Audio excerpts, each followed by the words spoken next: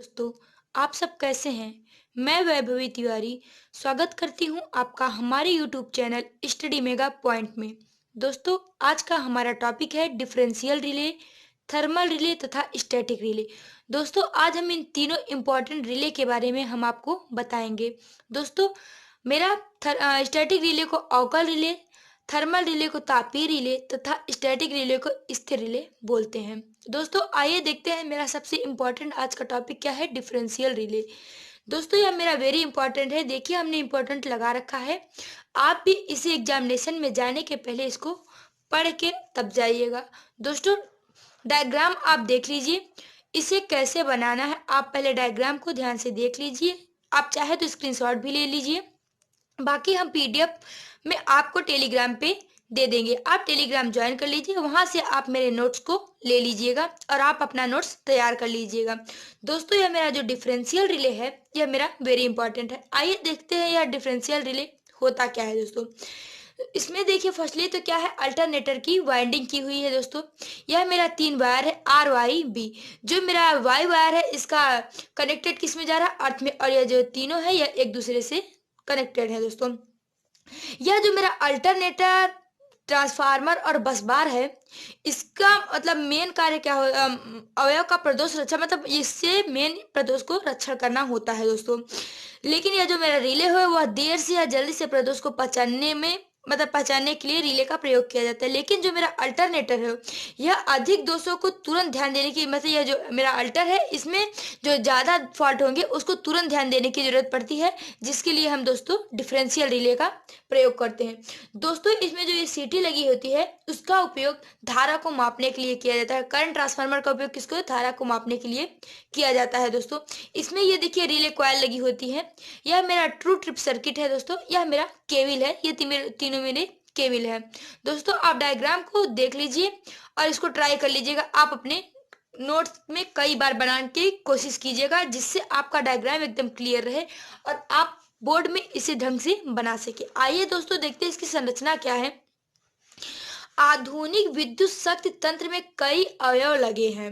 दोस्तों, इसमें क्या क्या अवयव लगे हैं वो हम देख लेते हैं। जैसे प्रत्यावर्तक, मतलब दोस्तों क्या है, अल्टरनेटर। परिणामित्र, मतलब दोस्तों ट्रांसफार्मर। बस बार इत्यादि कई अवयव जो है वो लगे हुए हैं। दोस्तों, प्रत्येक अवयव का प्रदोष रक्षण वांछनीय होता है। दोस्तों, जो मतलब मेरा अवयव है, मतलब कई जो कंपोनेंट लगे हुए हैं, दोस्तों इंस्ट्रूमेंट लगे हैं, वह उसका जो फॉल्ट है वह रक्षण वांछनीय होता है, क्योंकि प्रत्येक अवयव में प्रदोष होता है। भाई, प्रदोष तो होगा ही, या जल्दी या देर में प्रदोष को पहचानने के लिए प्रयोग किया जाता है।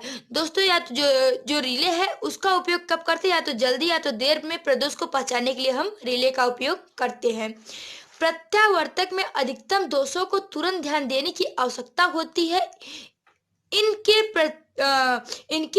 प्रतिरक्षण का मूलभूत तंत्र अवकल रिले है। दोस्तों, रिले का उपयोग हम कब करते हैं, या तो जल्दी या तो देर में प्रदोष को पहचानने के लिए हम रिले का उपयोग करते हैं। लेकिन इसमें दोस्तों क्या है, जो मेरा अल्टरनेटर है वो अधिकतम दोषों को तुरंत ध्यान देने की आवश्यकता होती है। मेरा जो अल्टरनेटर है उसमें जो अधिक फॉल्ट होंगे दोस्तों, तो क्या होगा, तुरंत उसमें ध्यान देने की आवश्यकता पड़ती है, जिसके लिए हम डिफरेंशियल रिले का प्रयोग करते हैं। उसका मूलभूत क्या होता है, अवकल रिले होता है। उसके आगे आइए दोस्तों देखते हैं हम इसकी कार्य सिद्धांत क्या होता है, कार्यविधि क्या होती है। इस रिले का उपयोग किसी विद्युत यंत्र की इनपुट धारा तथा आउटपुट करंट के मॉनिटरिंग के लिए किया जाता है। दोस्तों, इसका मेन उपयोग होता है वह किसी विद्युत यंत्र के इनपुट करंट तथा आउटपुट करंट के मॉनिटरिंग के लिए दोस्तों यह किया जाता है। यह रिले अल्टरनेटर, ट्रांसफार्मर, बस बार वाइंडिंग के प्रोटेक्शन के लिए उपयोग किया जाता है। दोस्तों, यह जो रिले होता है वो अल्टरनेटर, ट्रांसफार्मर, बस बार, ये तो हमने पहले ही बता दिया कि इसके प्रोटेक्शन के लिए इसका उपयोग किया जाता है। यह रिले 5 MVA से ऊपर धारा की सुरक्षा के लिए उपयोग किया जाता है। दोस्तों, यह जो मेरा डिफरेंशियल रिले होता है यह 5 MVA से ऊपर, मतलब हाई, इसके आगे की धारा की सुरक्षा के लिए उपयोग किया जाता है। इस रिले में सीटी का उपयोग धारा के मापने के लिए किया जाता है। दोस्तों, सीटी का उपयोग ही क्या होता है, करंट ट्रांसफार्मर, इसका उपयोग ही होता है करंट को मापने का। पीटी का उपयोग क्या होता है दोस्तों, पोटेंशियल ट्रांसफार्मर का उपयोग वोल्टेज को मेजर करता है। दोस्तों, हम वोल्टेज को मापने के लिए पीटी का उपयोग किया जाता है, लेकिन यहाँ पे हम किसका उपयोग करेंगे, सीटी का। दोस्तों, यह क्या करें, मेरा करंट को मेजर करेगा। आइए उसके आगे देखते हैं। दोस्तों, नॉर्मल कंडीशन में इनपुट करंट आउटपुट करंट के बराबर होता है दोस्तों। जब यह मेरा नॉर्मल कंडीशन मतलब बिल्कुल स्थिति में रहेगा दोस्तों, तो यह मेरा इनपुट करंट जो होगा वो आउटपुट करंट के इक्वल होगा, बराबर होगा दोस्तों। परंतु जब परिपथ में शॉर्ट सर्किट होता है दोस्तों, क्या होगा जब मेरा सर्किट में मतलब परिपथ में शॉर्ट सर्किट होगा, अर्थात एबनॉर्मल कंडीशन होगा, मतलब दोस्तों असामान्य स्थिति उत्पन्न होगी। शॉर्ट सर्किट होगा, क्या होगा, असामान्य स्थिति उत्पन्न होगी दोस्तों। तब इनपुट करंट आउटपुट करंट के बराबर नहीं होता है दोस्तों। जब मेरा नॉर्मल कंडीशन पे इनपुट और आउटपुट बराबर है, तो भाई एबनॉर्मल कंडीशन पे कभी भी बराबर नहीं होंगे दोस्तों। तो ये बात आपको ये आप अगर नॉर्मल कंडीशन ध्यान दे दी कि इसमें बराबर नहीं होगा, तो आप इसका जस्ट उल्टा भी एबनॉर्मल पे कर सकते हैं कि एबनॉर्मल कंडीशन में यह बराबर नहीं होता है। आइए उसके आगे देखते हैं दोस्तों। सभी फेज आर वाई बी, हमने बताया ना दोस्तों कि यह जो मेरा आर वाई बी है दोस्तों, ये मेरा आर वाई बी जो है यह केबल से क्या है, कनेक्टेड है दोस्तों। यह मेरा क्या है, यह केबल है। यह मेरा वो जो आर है यह किससे कनेक्टेड है, ये देखिए केबल से कनेक्टेड है दोस्तों। तो इसी यही बात है यहाँ पे कि सभी phase R Y B cable से कनेक्टेड होती हैं, जो कि सभी केबलें रिले कॉइल से जुड़ी होती है दोस्तों। वो जो मेरी सभी केबलें होती है मेरा रिले कॉइल से जुड़ी होती है। आइए देख लेते हैं दोस्तों, यह मेरा रिले कॉइल, ये देखिए ये मेरी सारी केबल जो है यह रिले कॉइल से मेरी क्या हुई है, कनेक्ट हुई है दोस्तों। यह देखिए जुड़ी है, यह मेरा रिले कॉइल है दोस्तों, जो मेरा किससे जुड़ा है, सभी जो केबल है उनसे जुड़ी है। लेकिन दोस्तों क्या इसमें जब भी शॉर्ट सर्किट कंडीशन होगी, तो यह मेरा रिले कॉइल जो होगा यह क्या होगा, ऊर्जित हो जाएगा। मतलब दोस्तों आइए देखते पहले यहाँ पे, जब भी शॉर्ट सर्किट होता है तो रिले कॉइल ऊर्जित हो जाता है दोस्तों। मेरा जब इसी कंडीशन में शॉर्ट सर्किट होगा तो रिले कॉइल क्या होगा, मेरा ऊर्जित हो जाएगा दोस्तों। और रिले संवेदन करने के बाद सर्किट ब्रेकर को ऑर्डर देता है दोस्तों। रिले का कार्य क्या होता है, सेंस करना होता है। मेन का रिले का क्या होता है, सेंस करेगा। वो क्या करेगा, संवेदित करेगा और सर्किट ब्रेकर को ऑर्डर देगा। भाई वो सेंस किया ना, अपना काम कर दिया, तो वह क्या करेगा, सर्किट ब्रेकर को ऑर्डर देगा कि अब सर्किट ब्रेकर अपना काम करे। और सर्किट ब्रेकर के फिक्स कॉन्टेक्ट और मूविंग कॉन्टेक्ट अलग हो जाते हैं दोस्तों। होगा क्या, जब शॉर्ट सर्किट होगा तो रिले संवेदी दो संकेत कर देगा, तो जिसके कारण जो मेरा सर्किट ब्रेकर के फिक्स कॉन्टेक्ट और मूविंग कॉन्टेक्ट मतलब स्थिर कॉन्टेक्ट और चल कॉन्टेक्ट जो भी है वह क्या हो जाएंगे, दोनों अलग हो जाएंगे दोस्तों। तो यह इसका कार्य सिद्धांत है। आइए दोस्तों देखते हैं इसका उपयोग या अनुप्रयोग, आप कुछ भी बोल सकते हैं, इसका उपयोग कहाँ किया जाता है। मेन तो दोस्तों इसका उपयोग हम प्रोटेक्शन के लिए करते हैं। डिफरेंशियल रिले या कोई भी रिले हो, रिले का कार्य हम प्रोटेक्शन के लिए ही करते हैं। देखते हैं इस रिले का उपयोग पावर ट्रांसफार्मर अल्टरनेटर की वाइंडिंग की सुरक्षा के लिए उपयोग किया जाता है दोस्तों। कोई भी हो उसकी प्रोटेक्शन के लिए हम रिले का उपयोग करते हैं। तो दोस्तों आप डिफरेंशियल रिले का डायग्राम एक बार फिर से देख लें, इसके आगे हम आपको बताएंगे थर्मल रिले। डिफरेंशियल रिले में दोस्तों यहाँ हमने आपको बता दिया इसमें क्या क्या होता है। ये केबल है दोस्तों, या ट्रू ट्रिप कॉइल है, सर्किट है, यह मेरा रिले कॉइल है, यह मेरा सीटी है, और यह जो मेरा आर वाई बी वायर है यह मेरा अर्थ से कनेक्टेड है, वाई वाला वायर, यह मेरा अल्टरनेटर वाइंडिंग की हुई है। आइए दोस्तों इसके आगे है मेरा थर्मल रिले, हम उसको समझते हैं। यह है दोस्तों मेरा थर्मल ओवरलोड रिले, जिसे हम दोस्तों क्या बोलेंगे, तापीय रिले। आप इसका डायग्राम पहले देख लीजिए। यह डायग्राम हमने जानबूझ के बड़ा बनाया है ताकि आपको एकदम क्लियर समझ में आए कि मेरा क्या क्या है इस डायग्राम में। दोस्तों आप पहले डायग्राम को ढंग से देख लीजिए, बाकी हम आपको इस डायग्राम या इस पूरे रिले चैप्टर को ही हम आपको टेलीग्राम पे पीडीएफ में दे देंगे। तो दोस्तों आप डायग्राम को पहले देख लीजिए, उसके बाद हम आपको बताते हैं कि डिफरेंशियल रिले में थर्मल रिले में होता क्या क्या है दोस्तों। जो मेरा इस प्रकार का जो मेरा रिले होता है दोस्तों, इसमें बायोमेटेरियलिक पत्ती का एक एकल धातु पत्ती या बायोमेटेरियलिक पत्ती या फिर सिंगल मेटेरियलिक स्ट्रिप होती है, जिनको गर्म करने के लिए एक तापीय अवयव मतलब दोस्तों इन दोनों पत्तियों को गर्म करने के लिए एक जो मेरा होता है क्या, हीटिंग एलिमेंट का प्रयोग किया जाता है दोस्तों। पहले हम आप आइए इसमें जान लेते हैं कि इसमें कितनी पत्तियां होती हैं दोस्तों। यह दोस्तों कितने प्रकार की होती है, 4 प्रकार की होती है। फर्स्ट क्या है, single metallic strip relay, second है दोस्तों bi metallic strip relay, third है दोस्तों heat sink type relay, and fourth है दोस्तों यूटेटिक रिले। अभी आप यहाँ पे देख लीजिए, उसके बाद हम आपको इसका हिंदी अर्थ वो हम जब आपको कंस्ट्रक्शन बताएंगे तो उसमें हम आपको बताएंगे।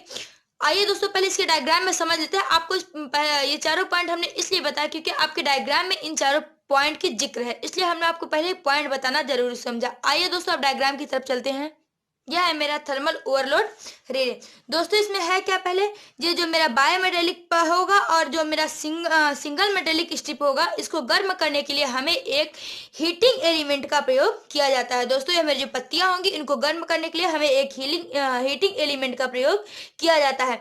दोस्तों यह मेरा जो पत्तियां होती हैं, या मेरा जो पत्ती होती है इनमें मूविंग कांटेक्ट लगा होता है। दोस्तों ये मेरी जो ब्लेड है या मेरी पत्तियां हैं, उसमें क्या होगा, एक मूविंग कांटेक्ट लगा होता है दोस्तों।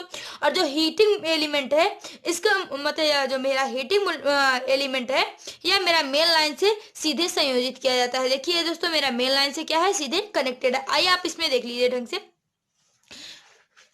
डायग्राम को आप देख लीजिए। इसमें दोस्तों क्या है, ये मेरा 3 कॉइल R/B देख लीजिए आप इसमें।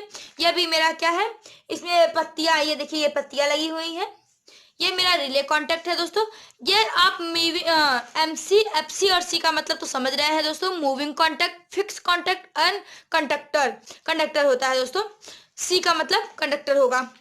यहाँ से देखिए दोस्तों मेरा 3 फेज इंडक्शन मोटर, 3 फेज मेरा इंडक्शन मोटर। यहाँ से आपको क्या होगा, लाइटें मिलेंगी जो मेरी ब्लेड पे जाएंगी, और इसको दोस्तों गर्म करने के लिए हमें एक हीटिंग एलिमेंट की जरूरत पड़ेगी। तो आइए दोस्तों, अगर आप डायग्राम को समझ चुके तो हम इसकी संरचना देखते हैं। इसमें है क्या दोस्तों, इस रिले का उपयोग ज्यादातर औद्योगिक क्षेत्रों में इंडक्शन मोटर ओवरलोड के लिए किया जाता है। दोस्तों जो मेरा रिले है, इसका उपयोग ज्यादातर किसमें करते हैं, औद्योगिक क्षेत्रों में या इंडक्शन मोटर ओवरलोड के लिए यह उपयोग किया जाता है दोस्तों।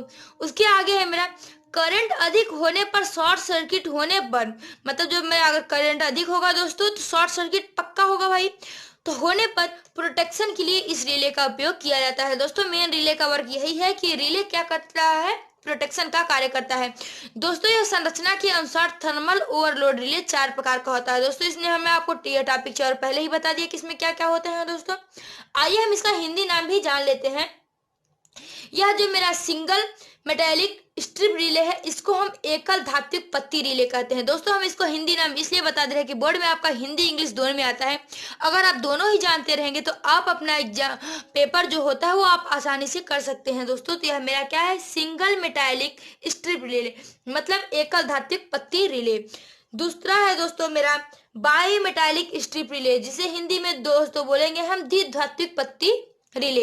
एंड थर्ड है मेरा दोस्तों हीट सिंक टाइप रिले, जिसे हम हिंदी में बोलेंगे दोस्तों ताप धूप प्रारूपी रिले। एंड फोर्थ मेरा है दोस्तों eutectic relay, eutectic alloy overload relay, जिसे हम बोलेंगे दोस्तों हिंदी में क्या है, यूटेटिक मिश्र धातु। एलाय क्या है, मिश्र धातु, ओवरलोड रिले। दोस्तों इसको हमने आपको चारों हिंदी में इसलिए बता दिया है कि क्योंकि आपको जानकारी रहेगी तो ज्यादा बेटर रहेगा। आइए दोस्तों इसके आगे देखते हैं क्या होगा। सिंगल मेटालिक स्ट्रिप और बाई मेटालिक स्ट्रिप के क्रमशः एक धातु एक दो धातु वाले पत्ती को किसी हीटिंग एलिमेंट द्वारा गर्म किया जाता है। मतलब दोस्तों जो मेरा सिंगल मेटालिक है या बाई मेटालिक है, इसको गर्म करने के लिए हम एक हीटिंग एलिमेंट का प्रयोग किया जाता है, हम एक हीटिंग एलिमेंट का प्रयोग करते हैं। जबकि हीट सिंक टाइप वाले रिले की पत्ती को प्रचलन धारा द्वारा गर्म किए गए ऑयल में डुबो दिया जाता है। दोस्तों मेरा जो हीट सिंक टाइप रिले है मेरा, इसको गर्म करने के लिए क्या किया जाए, प्रचलन धारा में जो गर्म किए गए ऑयल होंगे उनको उसी में डुबो दिया जाता है दोस्तों। उसके आगे है, इसमें एक धातु की पत्ती होती है। दोस्तों इसमें क्या होती है, एक धातु की पत्ती होती है जिसमें मूविंग कांटेक्ट लगा होता है। दोस्तों हमने पहले आपको डायग्राम में दिखा दिया कि इसमें एक मूविंग कांटेक्ट लगा होता है जो रिले की प्रचलन एवं हीटिंग एलिमेंट जो रिले की प्रचलन स्थित में फिक्स कांटेक्ट के साथ जुड़ा होता है। दोस्तों जब मेरा रिले चले प्रचलन अवस्था में रहेगा तो मेरा फिक्स कांटेक्ट से जुड़ा रहेगा। जो मेरा मूविंग कांटेक्ट है दोस्तों फिक्स कांटेक्ट से जुड़ा रहेगा। इसमें एक हीटिंग एलिमेंट होता है जिससे विद्युत परिपथ की सप्लाई दी जाती है। दोस्तों मेरा जो हीटिंग एलिमेंट है उससे क्या होगा, विद्युत परिपथ की सप्लाई मेरी उसी से दी जाएगी। जो हीटिंग एलिमेंट हम लगाएंगे दोस्तों उसी से मेरी विद्युत की सप्लाई आगे बढ़ाई जाएगी। जब असामान्य स्थिति मतलब क्या है दोस्तों, जब मेरा एबनॉर्मल कंडीशन होगा तब उच्च धारा पर हीटिंग एलिमेंट की पत्ती को गर्म करती है। दोस्तों जब मेरा एबनॉर्मल कंडीशन वो होगा तो उसमें क्या होगा, हाई करंट पर हीटिंग एलिमेंट की पत्ती को वह गर्म करती है तो पत्ती फैलकर कांटेक्ट को जोड़ देती है। दोस्तों तो मेरी जो पत्ती होगी फैल जाती है और कांटेक्ट दोनों जो मेरे कांटेक्ट है वो क्या होंगे, जुड़ जाएंगे। इसका प्रयोग मोटर की ओवरलोड प्रोटेक्शन की तरह होता है। दोस्तों इसका मेन इसका यूज कहाँ किया जाता है, मतलब प्रोटेक्शन के लिए किया जाता है, लेकिन ज्यादातर इसका उपयोग औद्योगिक क्षेत्रों में इंडक्शन मोटर ओवरलोड के प्रोटेक्शन के लिए किया जाता है। दोस्तों इस थर्मल ओवरलोड रिले का उपयोग। उसके आगे है दोस्तों मेरा स्टैटिक रिले। आइए देखते हैं दोस्तों स्टैटिक रिले क्या होता है, जिसको हम दोस्तों में क्या हिंदी में क्या बोलेंगे, स्थिर रिले। वो हमने पहले ही आपको बता रखा है कि स्टैटिक रिले को हम हिंदी में स्टैटिक रिले स्थिर रिले बोलते हैं। Static relay electromagnetic type relay होती है। दोस्तों यह कैसी होती है, इलेक्ट्रोमैग्नेटिक होती है। दोस्तों ये जो मेरा स्टैटिक रिले है यह इलेक्ट्रोमैग्नेटिक टाइप रिले होती है। सॉलिड स्टैटिक रिले पहली बार 1960 में पेश किया गया था। फर्स्ट रिले कौन सा उपयोग किया था, सॉलिड स्टैटिक रिले जो है यह 1960 ईस्वी में बनाया गया था। दोस्तों सबसे पहले दिखाया गया था। स्टैटिक शब्द का तात्पर्य मतलब दोस्तों क्या है, स्टैटिक शब्द का अर्थ क्या निकलता है कि रिले में कोई मूविंग एलिमेंट नहीं होता है। दोस्तों इस स्टैटिक शब्द का अर्थ यह निकलता है कि रिले में कोई भी मूविंग एलिमेंट नहीं होता है। इस रिले की जीवन काल अधिक होता है, मतलब यह जो मेरा स्टैटिक रिले है इसकी मतलब जीवन काल अधिक, मतलब इसमें सहने की क्षमता अधिक होती है। दोस्तों ऑपरेशन और तेज प्रक्रिया स्पीड से कार्य करता है।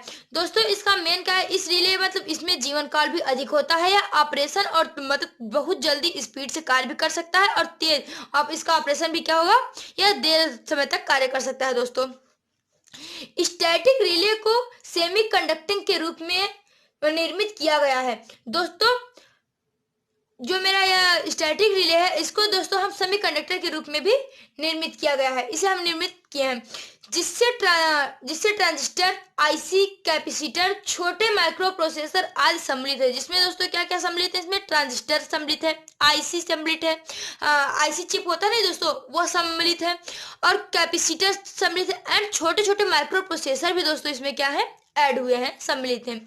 आइए दोस्तों इसके देखते हैं मापन सिद्धांत क्या होता है। सॉलिड स्टैटिक रिले का कार्य सिद्धांत इलेक्ट्रोमैग्नेटिक रिले के समान है। दोस्तों यह मेरा जो सॉलिड स्टैटिक रिले है इसका कार्य सिद्धांत किसके समान है, इलेक्ट्रोमैग्नेटिक रिले के समान है, जिसका अर्थ है कि सॉलिड स्टैटिक रिले कार्य कर सकते हैं।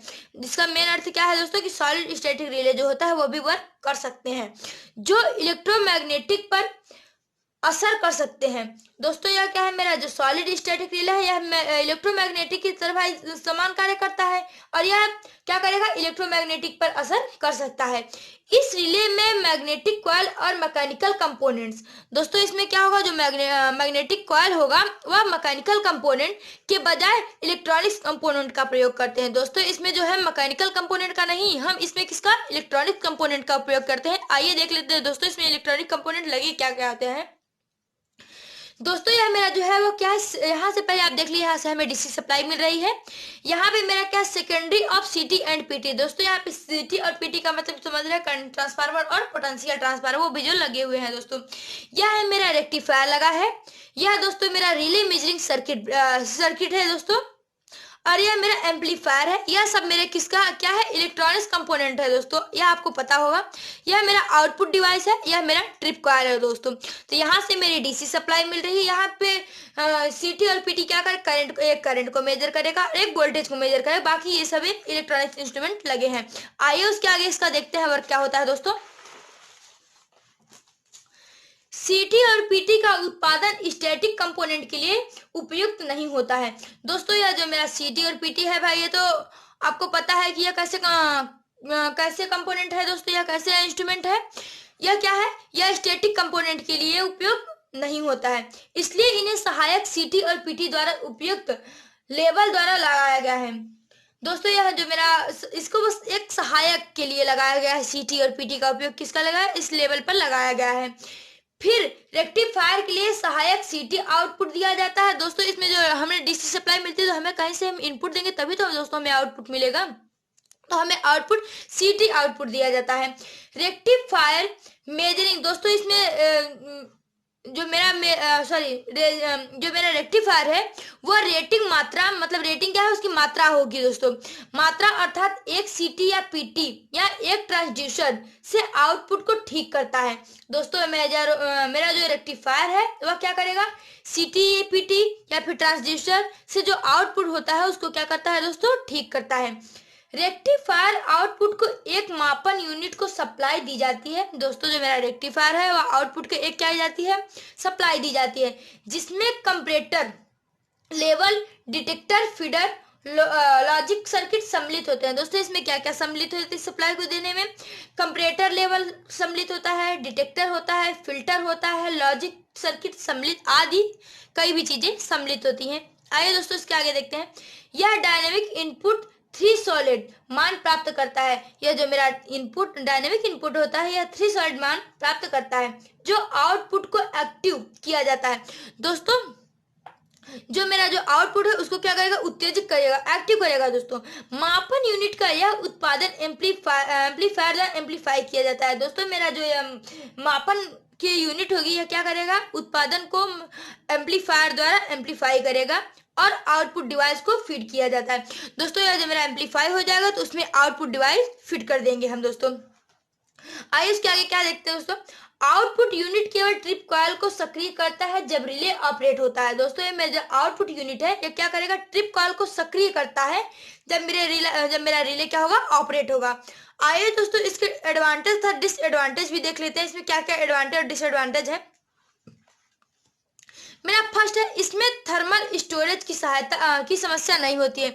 दोस्तों मेरा जो ये स्टैटिक रिले है इसमें थर्मल स्टोरेज की आवश्यकता नहीं होती है। दूसरा है दोस्तों, रिले का रीसेट टाइम कम है। दोस्तों जो मेरा रिले है उसके क्या है, रीसेट टाइम कम होता है, कम लगता है। दोस्तों तीसरा है मेरा, स्टैटिक रिले में बहुत कम बिजली की खपत होती है, जिसके कारण मापने वाले उपकरणों पर बोझ कम हो जाता है तथा यथार्थता बढ़ जाती है। दोस्तों जो मेरा स्टैटिक रिले है वह बहुत कम बिजली की खपत का, बहुत कम बिजली लगेगी दोस्तों, जिसके कारण उसमें मापन होने वाले उपकरण जो है उसका बोझ कम हो जाएगा। और भाई अगर मेरा उपकरण कम हुआ तो मेरी यथार्थता जो है क्या होगी, वो बढ़ जाएगी। दोस्तों अगर आप इसमें लिखना चाहते हैं तो उसके आगे भी आप लिख सकते हैं कि रिले की इनपुट सिग्नल को बढ़ाने के कारण संवेदनशीलता भी क्या हो जाती है दोस्तों, बढ़ जाती है। मेरा आप चौथा पॉइंट लिखना चाहे तो आप लिख लीजिएगा, हम दोबारा बोल दे रहे हैं कि रिले की इनपुट सिग्नल को बढ़ाने के कारण, अगर हम इसमें रिले की इनपुट सिग्नल को बढ़ाएंगे दोस्तों तो मेरा क्या होगा, इसकी जो संवेदनशीलता है वह क्या हो जाएगी, बढ़ जाएगी दोस्तों। और उसके आगे मेरा फिर अगला पॉइंट आप लिखना चाहे तो लिख लीजिएगा, स्थैतिक रिले आसानी से भूकंप जोन क्षेत्रों में काम कर सकती है। जो मेरा स्थैतिक रिले है वह भूकंप जोन वाले क्षेत्रों में आसानी से कार्य कर सकती है, क्योंकि ये रिले शॉक के लिए उच्च प्रतिरोध उत्पन्न करती है। दोस्तों ये मेरा जो रिले है यह शॉक के लिए उच्च प्रतिरोध उत्पन्न करता है। आइए दोस्तों इसके हम एडवांटेज तो देख लिए, डिसएडवांटेज देखिए इसमें हानियां क्या क्या होती हैं। दोस्तों इसमें पहली हानियां है, रिले उच्च वोल्टेज सर्ज से आसानी से प्रवाहित होता है। दोस्तों मेरा जो रिले है वो हाई वोल्टेज सर्ज से आसानी से प्रवाहित हो जाता है। दूसरा है दोस्तों, रिले का कार्य विद्युत घटकों पर निर्भर करता है। जो मेरा दोस्तों ये रिले है विद्युत घटकों पर यह क्या करेगा, निर्भर करेगा। थर्ड पॉइंट है दोस्तों, रिले की ओवरलोडिंग क्षमता कम होती है। दोस्तों जो मेरा यह रिले होगा, मेरा स्थैतिक रिले होगा, इसकी क्या होगी दोस्तों, ओवरलोड क्षमता क्या होगी, कम होगी। आगे आप इसके आगे भी अगर हमने आपको लाभ में 5 पॉइंट बताया तो आपको हानि भी 5 पॉइंट बता रहा है। आप अगर लिखना चाहे तो आप लिख लीजिएगा। मेरा अगला पॉइंट हो जाएगा दोस्तों इसमें क्या, रिले की संरचना आसपास के वातावरण से प्रभावित होती है। दोस्तों जो मेरा रिले की उसकी कंस्ट्रक्शन होगी, संरचना होगा दोस्तों, वह आसपास के वातावरण से प्रभावित होती है। उसके आगे दोस्तों मेरा नेक्स्ट पॉइंट है, रिले का कार्य, ये तो हमने आपको बता दिया। इलेक्ट्रोमैग्नेटिक रिले की तुलना में स्थैतिक रिले अधिक महंगी होती है। दोस्तों मेरा जो इलेक्ट्रोमैग्नेटिक रिले होगा उसकी तुलना में क्या होगा, स्थैतिक रिले अधिक महंगी होगी। तो आपने देखा दोस्तों आज का मेरा टॉपिक है, यही तीनों टॉपिक थे मेरा, static relay, thermal relay and differential relay. तो दोस्तों हमने आपको तीनों रिले के बारे में बता दिया। तो थैंक यू दोस्तों। अगर आपको हमारा यह वीडियो पसंद आया तो आप हमारे चैनल को लाइक करें, आप हमारे वीडियो को लाइक करें, चैनल को सब्सक्राइब करें तथा ज़्यादा से ज़्यादा शेयर करें। थैंक यू दोस्तों, मिलते हैं हम आपको नेक्स्ट लेक्चर में नेक्स्ट टॉपिक लेके। Thank you, that's all.